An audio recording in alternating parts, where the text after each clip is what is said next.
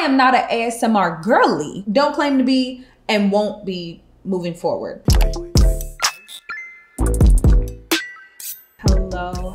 Hello everyone, and welcome back to my channel. It is your girl Simone Nicole here, back at it again with yet another video. And in today's video, we're gonna get down to the nitty-gritty about how I went viral and how I hated it. So if you would like to hear about the behind the scenes of what it's like to go viral and the ups and downs of a regular person being viewed millions of times on the internet and how that actually affects someone, then please keep watching. Okay, I have my tea here too because I ate like trash over the weekend and I needed to just detox myself. So I went viral, and it's crazy because I have been posting on YouTube since 2016, and then I started being super consistent back in 2019, and then being like consistent again only about 2 months ago. And I actually went full-time content creation at the beginning of this year. No supplementing jobs, no working at restaurants, no none of that. And I am extremely happy with how everything has been going. My personal numbers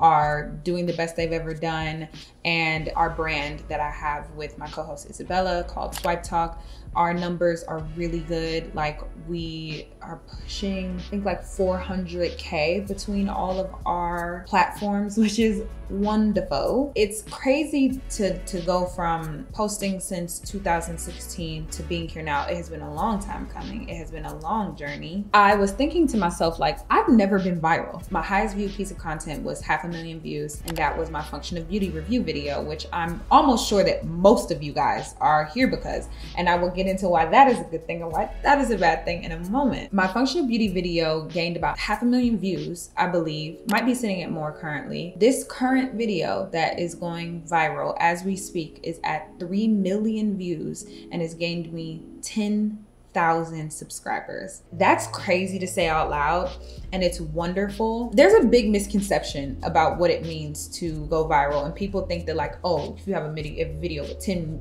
million views and that means you making money. First of all, no, that's not how that works.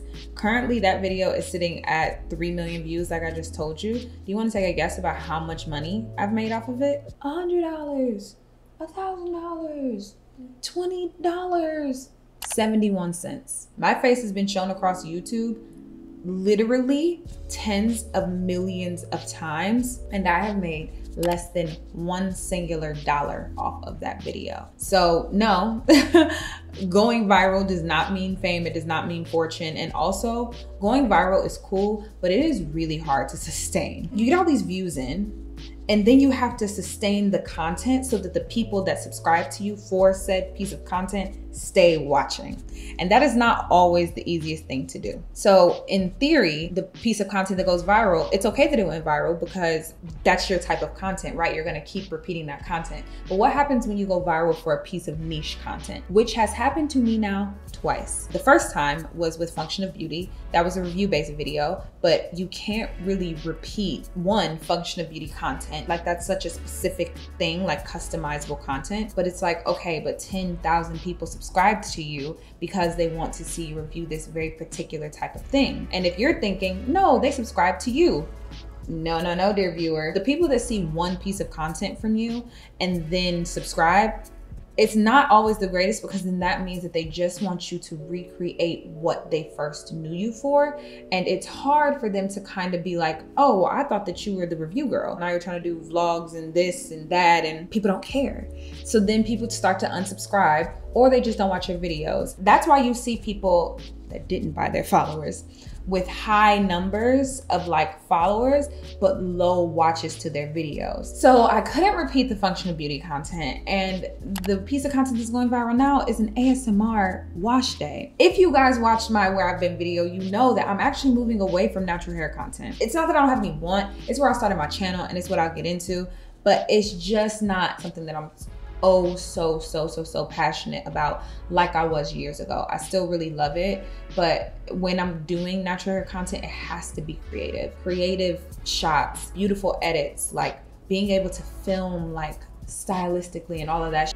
that feeds me, right? So doing the ASMR video was no problem for me because it was like, well, it's still about the filmography and the editing and the feeling that you get off of it. ASMR is just such a big genre, so I was comfortable doing it. I am not an ASMR girly, don't claim to be, and won't be moving forward. So I had always planned to do a full-length ASMR video because the reel was doing well. So I was like, yo, I'll do it. And then one of my subscribers also asked for me to do a full video. I record the full video, end up losing half of the audio. In between me losing half of that audio and me about to reset and refilm it, my reel, which is my YouTube short that I posted, goes viral. And now I'm like, okay, well, I definitely want to record this full-length video, but that's all the ASMR y'all getting out of me.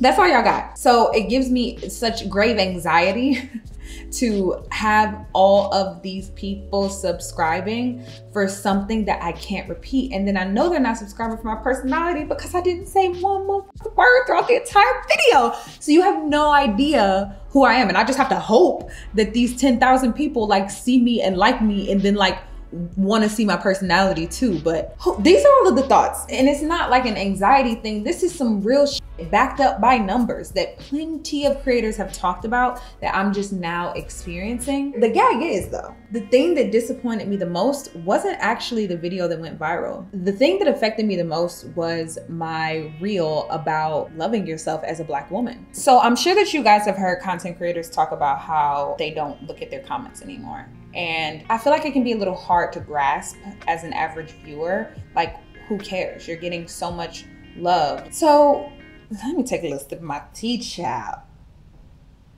I posted another reel here on YouTube. It was an audio that was basically saying, you know, love yourself, Black girl. Like, love your natural hair, even though society taught you not to. Dear Black girl, your hair is the perfect texture.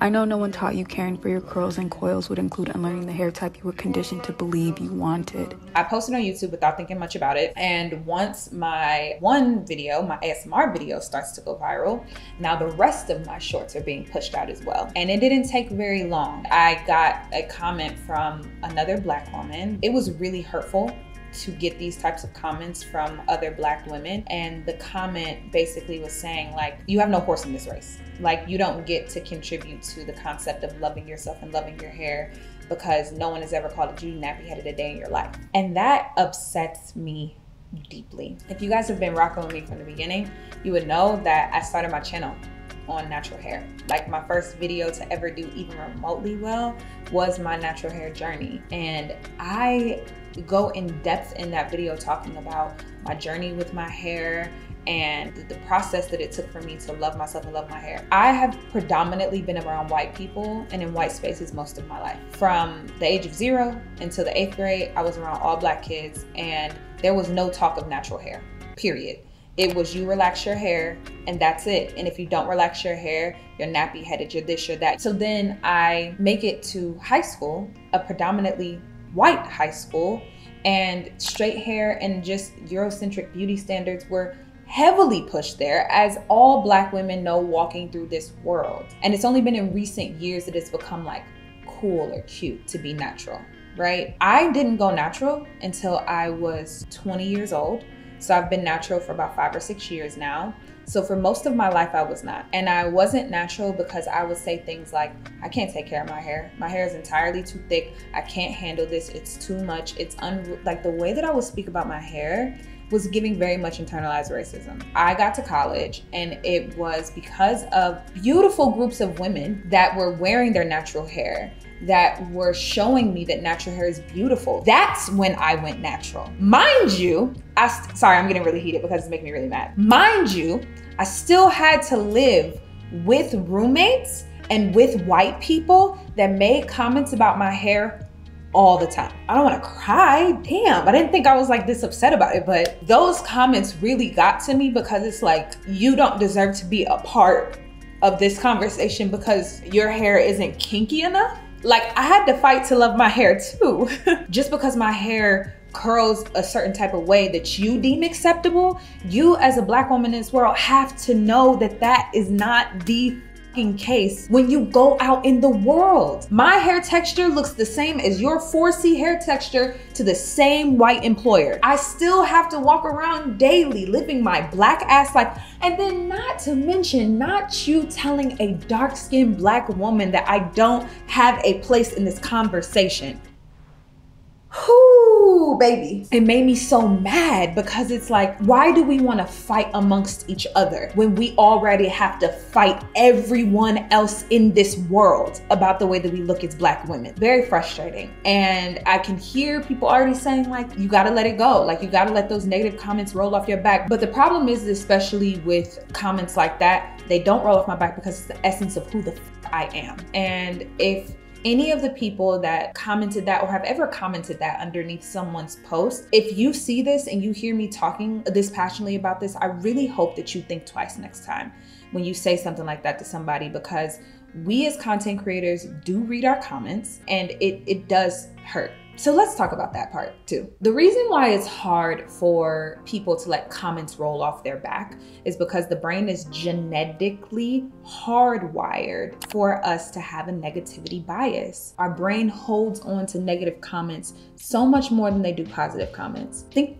for yourself. How many times in your life have you received positive comments from even like your coworkers saying like you're doing a good job, but when you have your little yearly review and your boss is saying that you ain't cutting it and it's not good enough, all of a sudden all those positive comments that you got kind of disappear and you can only focus on the fact that your boss made one negative comment. There's a reason for that. There's a scientific bias for the brain to remember negativity more because it's a survival thing that was put in us from like all the way back BC, all that shit. We have to remember the negative things because in the brain's mind, it's like, oh, well, if this is a negative emotion, it means that it puts us in danger. Is this a life or death thing? Oh, if so, then that means we need to do everything that we can to avoid that feeling. So instead of you remembering all the good things, your brain will force you to remember that negative thing because it wants you to never do that again. In addition to the negativity bias, our brains have not caught up with technology. Our brains are not hardwired to hear the opinions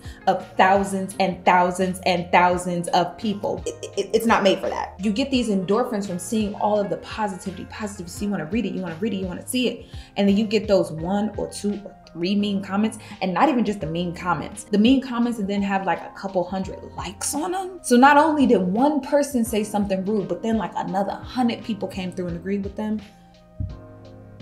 I think that people sometimes underestimate how hard that can be as a creator, because people are like, you make money, shut the hell up. Money does not make somebody not a human. So yes, someone might be crying in their Mercedes, but it's still crying. It's still hurtful. So even getting all of these comments in, I don't want to look at anything, the positive or the negative, because it's like, I don't want to be looking at 10,000 positive comments and then see the 1 or 2 and then it me up for the rest of the day, because that's what happened with the Dear Black Girl Love Yourself. So many people are in that video comment section being like, gosh, you're so beautiful. This is so wonderful. This is such a beautiful message. I'm so proud of you, blah, blah, blah. But them comments that I got, it really upset me, even still knowing that so many people are saying such kind things. Even taking all of that into account, I am still really happy that I am in the place that I am in. I have been saying since I stepped on YouTube that I love YouTube, I love creating content, but I love creating content because I am an actor. I went to school for acting. I've wanted to be an actor since the day that I could conceptualize what acting was. So this is my outlet for that until I get to the place in my career that I want to be in. If I'm telling God that I want to be somebody and somebody major, I want to be a household name. I have been saying that since I was like 6 years old. Like, I want everyone to know my name. If I keep saying that, God and the universe are listening. And I know for a fact that things are happening because it is preparing me for something greater. I talked about in my Where I've Been video that I lost a producing job that I absolutely loved. And I knew that it was a hard lesson that I had to learn, because if it's an industry I want to be in, if it's an industry that I keep telling God that I want to be in, it's like, okay, well, that industry comes with its ups and downs. So while it's still on a smaller scale, let me give you an up and let me give you a down and let's see how you handle it. It's the same thing that's happening again. If I'm saying I want everyone to know my name, okay, well, if you want everyone to know your name, here is 3 million people that are looking at you in the past week. And look at all the comments and everything that's coming in. Let's see how you handle it. Because that's what you said you want, right? If this is what we're really gonna do with our life, we need to all align and make sure that you understand what you're asking for, right, Simone? That's how me and God be talking. That's a really big thing that I want you guys to take away from this video. Please know that there is life and death in the tongue. You speak into existence what you want and you destroy things simply based off of the shit that you say. How many times a day are you calling yourself stupid? Are you calling yourself dumb? Are you saying that you're worthless? Are you calling yourself ugly? Because I can guarantee you that the universe is listening. So you cannot say like, I hate myself. I hate everything about me, but this is the career that I want. This is what I want out of life. This is the man that I want. These are the friends that I want. Well, why the hell would the universe give you this if you are constantly speaking so negatively about yourself? Like, whatever you want in life, open your mouth and ask for it. The biggest thing that I want y'all to know is that I am happy that this is happening. It's just like, I wanted to kind of like a video diary, just like talk about like where I'm at in my life. And I want to take you guys along on this journey from being like a regular girl to a girl that got everything that she asked for, because I know for a fact that I deserve it and I open my mouth and ask. I want that for all of my girlies as well. Okay, that brings us to the end of today's video. Overall, like I said, I do want you guys to know that I'm so happy. Please don't think like watch this entire video and be like, she's so ungrateful. It's not that. I just have to do my work and do my job to figure out how I'm going to keep this attention that I have on me going and moving, but that's my job. So yeah, thank you guys so much for joining me for today's video. It was longer than I thought. I got way more passionate about some things than I thought I would. But overall, I want to leave you guys with a message to be patient with yourself. I have been on this since 2016 and I am just now hitting 40,000, which is amazing. Don't get me wrong. So amazing. But I think that we can lose sight as to what's actually normal because we see people like Charli D'Amelio that gets like 20 million followers in a month. That's an anomaly. Normal journeys are very, very slow and steady, okay? So remember, even though it's a cliche, slow and steady wins the race. Exactly where you are right now is exactly where you are divinely supposed to be. And that is gonna be it for this video. I really hope that you got something out of it, and I hope to see you guys on my next upload next week. And with all that being said, remember to keep positivity in your life because positivity breeds positivity, and we have absolutely no time for negativity in 2022. I'll see you guys super duper soon in the next video. Mwah! Bye guys.